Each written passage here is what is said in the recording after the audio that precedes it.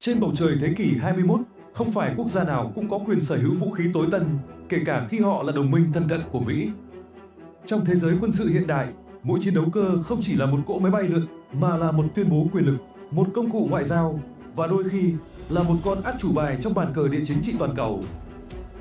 Các quốc gia như Israel, Nhật Bản, Hàn Quốc hay Ả Rập Xê Út dù có quan hệ hợp tác quốc phòng chặt chẽ với Washington vẫn phải chờ đợi, đàm phán và nhiều khi thất vọng khi câu trả lời từ Lầu Năm Góc là không. Không phải vì họ không đủ tiền, không phải vì họ không đủ tin cậy, mà bởi vì những chiến đấu cơ này, từ F-22 tàng hình siêu cấp đến F-15X tải đạn tối đa, là những viên kim cương trong kho vũ khí của Mỹ. Mỗi chiếc đều mang trong mình công nghệ mà Washington không muốn rơi vào tay bất kỳ ai, kể cả bạn bè. Vậy đâu là những chiến cơ đang được săn đón nhất? Ai đang muốn mua? Vì sao lại khát khao đến vậy? Và Mỹ đã nói không hay chỉ đang đợi đúng thời điểm? Trong video hôm nay, hãy cùng Mintech Blitz bóc tách 5 chiến đấu cơ đỉnh cao, những chiếc vé vàng mà cả thế giới quân sự đang thèm khát từ nước Mỹ. Và dĩ nhiên, không chỉ vì vẻ ngoài đẹp đẽ hay tốc độ tối đa, mà vì chúng có thể xoay chuyển cục diện một cuộc chiến trong tích tắc. Đây không phải là danh sách mơ ước, đây là danh sách chiến lược. Danh sách mà nếu bạn nằm trong đó, bạn đang thay đổi vị thế trên bản đồ sức mạnh toàn cầu. Trong thế giới máy bay chiến đấu, có một cái tên không cần quảng bá, không cần triển lãm vũ khí, vẫn khiến mọi quốc gia khát khao. F-22 Raptor chiến đấu cơ thế hệ 5 đầu tiên trên thế giới và cũng là cỗ máy chưa từng được phép xuất khẩu. Ra mắt từ những năm 2000, nhưng đến tận hôm nay, hơn 2 thập kỷ sau, vẫn chưa có bất kỳ máy bay nào trên thế giới có thể tái tạo hoàn toàn tổ hợp tính năng của F-22. Khả năng tàng hình tối đa, hệ thống radar AN-APG-77 AESA, khả năng siêu hành trình mà không cần đốt sau, tất cả tạo nên một chiến cơ vô hình, siêu cơ động và không thể bị bắt kịp. Và chính vì thế, Mỹ chưa từng xuất khẩu F-22, không cho NATO, không cho Nhật, không cho Israel, dù các đồng minh này đã nhiều lần đề nghị. Quốc hội Hoa Kỳ từng ban hành luật cấm xuất khẩu F-22 để bảo vệ công nghệ cốt lõi và cũng để giữ lại một con bài chiến lược mà chỉ riêng không quân Mỹ được sử dụng. Trong giới chuyên gia, người ta gọi F-22 là máy bay chiến đấu mà bạn không thể thấy cho đến khi bạn bị bắn hạ. Với hệ thống cảm biến Fusion, khả năng nhận diện mục tiêu ngoài tầm nhìn và độ phản xạ radar cực thấp, Raptor không chỉ là kẻ đi săn, mà là kẻ săn bạn ngay cả khi bạn không biết mình đang bị theo dõi. Israel, quốc gia sở hữu F-35 Iadir bản tùy chỉnh, vẫn xem F-22 là giấc mơ bị từ chối. Từng có thời điểm theo Avi đề xuất mua lại F-22 từ các đơn vị bị loại biên, sẵn sàng tái cấu hình và nâng cấp, nhưng Lầu Năm Góc lắc đầu. Nhật Bản cũng từng đàm phán trong im lặng để được phép hợp tác phát triển một phiên bản F-22 nội địa. Đề xuất đó bị gác lại không một lời giải thích. Câu chuyện không chỉ nằm ở kỹ thuật mà là chiến lược. Trong những thời điểm căng thẳng như giữa NATO và Nga hay Mỹ và Trung Quốc, việc giữ F-22 ở trạng thái chỉ dành riêng cho Mỹ là cách Washington duy trì một ưu thế tuyệt đối trên không trung, một lợi thế không thể sao chép, không thể chia sẻ. Vậy nếu một ngày Mỹ quyết định gỡ bỏ lệnh cấm, liệu quốc gia nào sẽ là người đầu tiên có được chiến cơ huyền thoại này?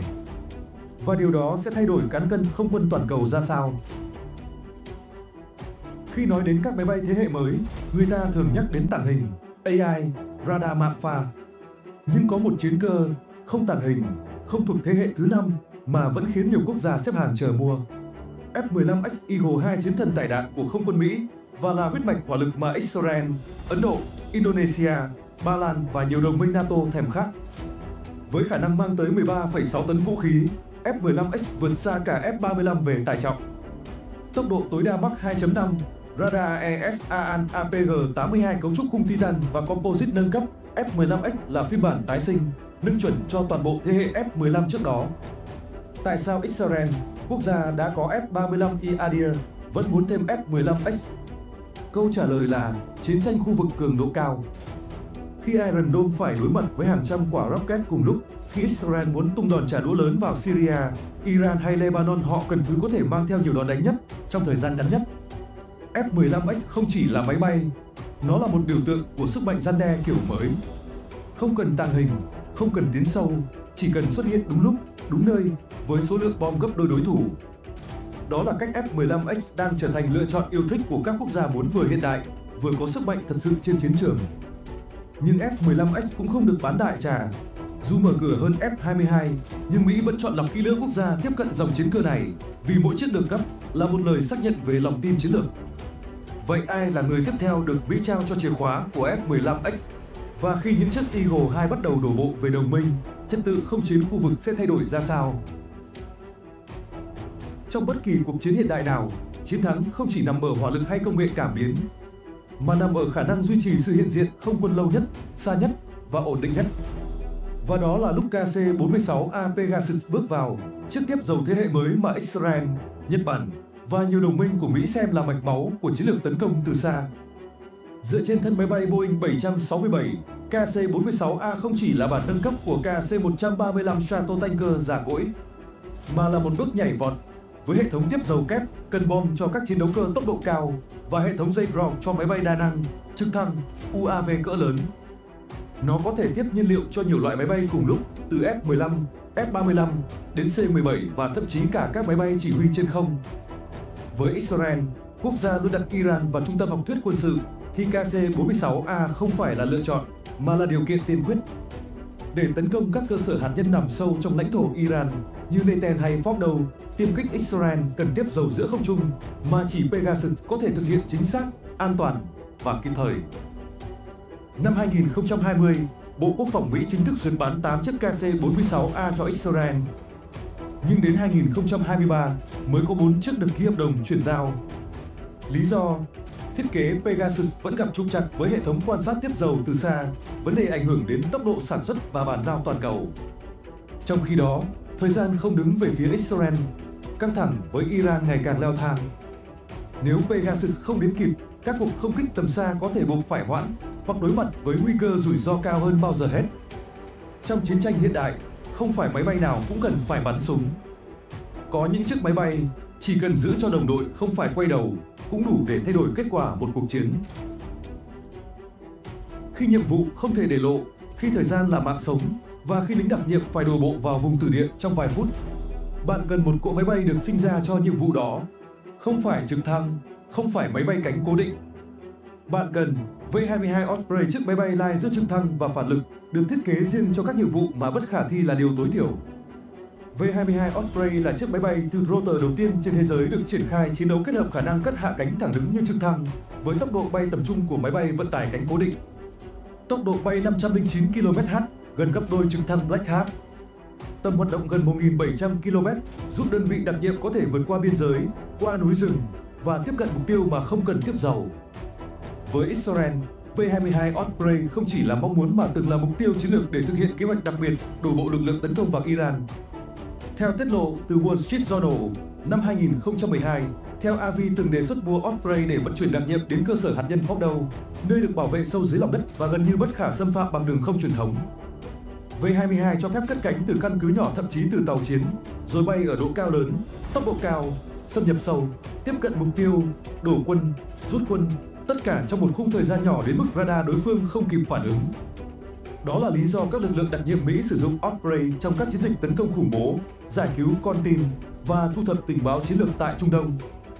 Nhưng cho đến nay, Israel vẫn chưa có trong biên chế Osprey. Lý do: vừa là ngân sách, khi mỗi chiếc có giá khoảng 80 đến 100 triệu USD, vừa là quyết định chính trị từ Washington. Mỹ chưa muốn để một đồng minh, dù thân cận, tiếp cận hoàn toàn năng lực thọc sâu mà V-22 mang lại. Nhưng nếu một ngày căng thẳng Iran-Israel vượt ngưỡng, hoặc nếu Mỹ cần một lực lượng đồng minh đủ năng lực đổ bộ tầm xa ở Trung Đông, thì V-22 Osprey sẽ không còn là vũ khí bí mật, mà sẽ trở thành đôi cánh chính thức cho những nhiệm vụ mà bản đồ thế giới không muốn ghi lại. Trong mọi cuộc xung đột hiện đại, từ chiến tranh đô thị ở Gaza tới vùng rừng núi biên giới Pakistan, luôn tồn tại một nỗi ám ảnh chung với lực lượng mặt đất. Tiếng vè vè áp sát từ tầm thấp, rồi tiếng nổ chính xác từng phát. Đó là dấu hiệu không thể nhầm lẫn của trực thăng tấn công lợi hại nhất thế giới, A-64E Apache Guardian. Phiên bản E Guardian là biến thể mới nhất của dòng Apache huyền thoại. Trang bị radar APG-78 Longbow, cảm biến ngày đêm, hệ thống quản lý hỏa lực số hóa và khả năng kết nối tác chiến thời gian thực với các đơn vị mặt đất lẫn máy bay không người lái. Israel hiện vận hành đội hình gồm U-60 Black Hawk, A-64AD Apache và các biến thể chở 53 cũ kỹ. Nhưng sau hàng chục năm hoạt động, nhiều chiếc đã xuống cấp, đòi hỏi Israel phải hiện đại hóa năng lực không kích tầm thấp đặc biệt trong các chiến dịch đặc nhiệm, chống khủng bố và yểm trợ sát mặt đất. Trong môi trường như Gaza, nơi chiến binh đối phương ẩn nấp trong địa hình chằng chịt, súng chống tăng vác vai luôn rình rập, thì việc có một phương tiện vừa quan sát trên cao, vừa ra đòn chính xác là yếu tố sống còn. Và trong mọi tiêu chí đó, A-64E là lựa chọn không thể thay thế. Trong năm 2023, Mỹ đã ký hợp đồng gần 2 tỷ USD để bắt đầu sản xuất hàng loạt A-64E cho quân đội nước này. Đồng thời, các quốc gia như Indonesia, Ấn Độ, Ai Cập và Qatar cũng đã nhận các lô xuất khẩu. Với Israel, nơi các cuộc xung đột diễn ra ngay sát biên giới, việc tiếp cận Guardian không chỉ là nâng cấp mà là chuẩn bị cho tương lai của các cuộc chiến sát mặt đất, tốc độ cao, sát thương tức thì. Không giống như tiêm kích, Apache không đi xa, nó không tàng hình. Nhưng nó là tử thần treo lơ lửng khi bạn chưa kịp ngẩng đầu lên khỏi giao thông hào. Và khi phiên bản E được triển khai, không còn nơi nào để ẩn nấp.